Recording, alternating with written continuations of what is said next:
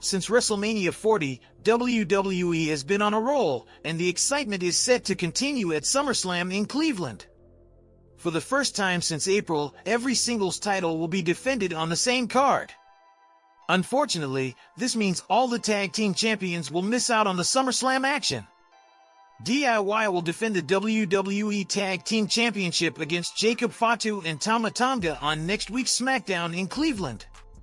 Additionally, Jade Cargill and Bianca Belair will have another opportunity to challenge Alba Fire and Isla Dawn on the same episode. While these tag team feuds have developed over the past few weeks, the rest of the SummerSlam card has been building for months. Some rivalries have been more intense than others. Here, they are ranked from the worst to the best. Number 7, Bron Breakker tries to take the Intercontinental title from Sami Zayn. Bron Breakker is poised to capture gold sooner rather than later. As the future of WWE, he could become the next Roman Reigns or Brock Lesnar. Rather than being thrust directly into the main title scene on Raw or SmackDown, he's being strategically booked to go after a mid-card title first. He already faced Sami Zayn for the Intercontinental Championship at Money in the Bank but came up short. Now, he's set for a rematch at SummerSlam. Having lost the first encounter, it seems likely that Braun will secure a victory in Cleveland.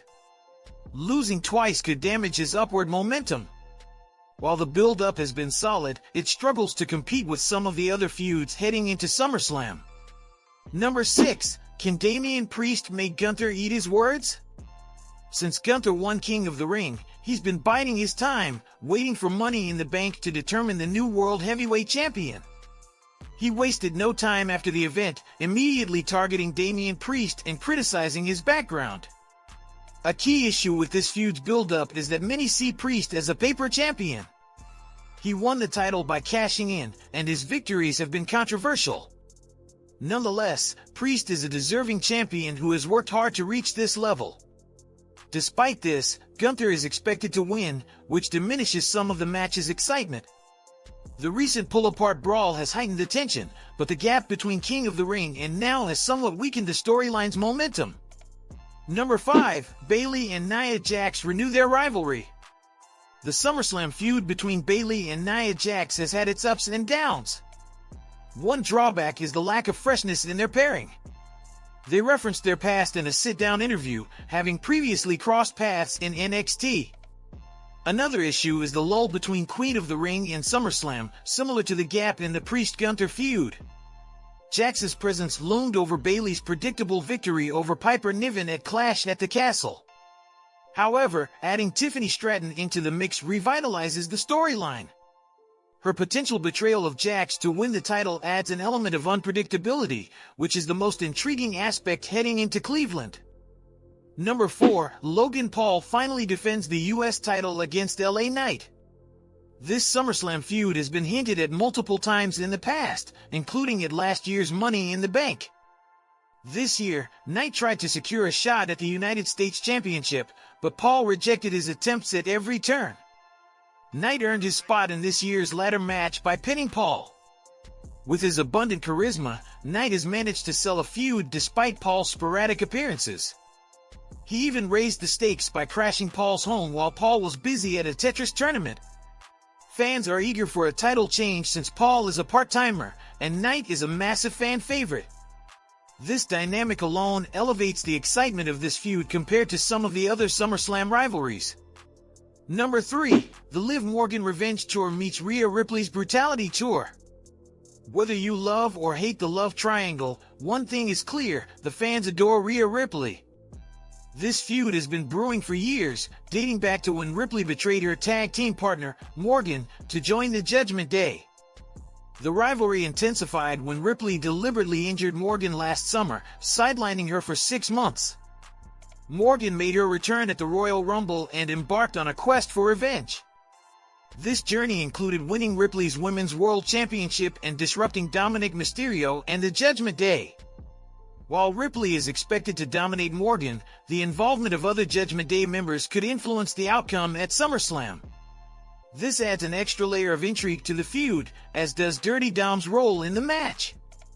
Will he remain loyal to Mommy, or will he side with Morgan despite recently berating her on Raw?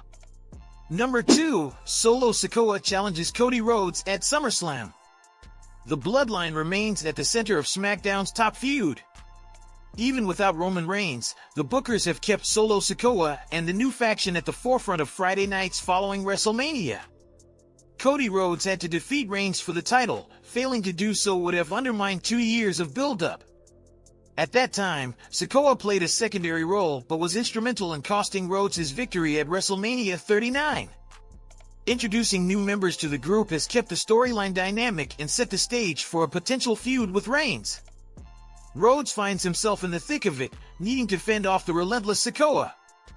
The possibility of Roman Reigns returning at SummerSlam should make this the best-built feud, but one from Raw takes the top spot. Number 1, CM Punk and Drew McIntyre have had the feud of the year. The ongoing feud between CM Punk and Drew McIntyre demonstrates that a storyline doesn't need a title to be compelling. The best performers can create captivating narratives outside of championship pursuits. Both stars have been delivering outstanding promos, with McIntyre showcasing some of the best mic work of his career. His fiery insults have fueled the feud while Punk has been off TV, recovering from a triceps injury sustained at the Royal Rumble. These unexpected developments have added depth to the rivalry, with the Scottish Warrior taking Punk's planned spot against Seth Rollins at WrestleMania 40. McIntyre initially had the upper hand, but Punk balanced the scales by costing McIntyre the title 4 times. The Money in the Bank briefcase became collateral damage in their conflict. Rollins, having clashed with both stars, will be closely watched as the special guest referee. McIntyre vs. Punk has emerged as one of the best feuds of the last decade. What's your take on this? Share your thoughts in the comments section below.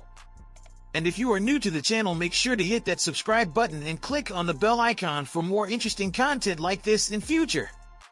Till then, see you all in the next one. Thanks!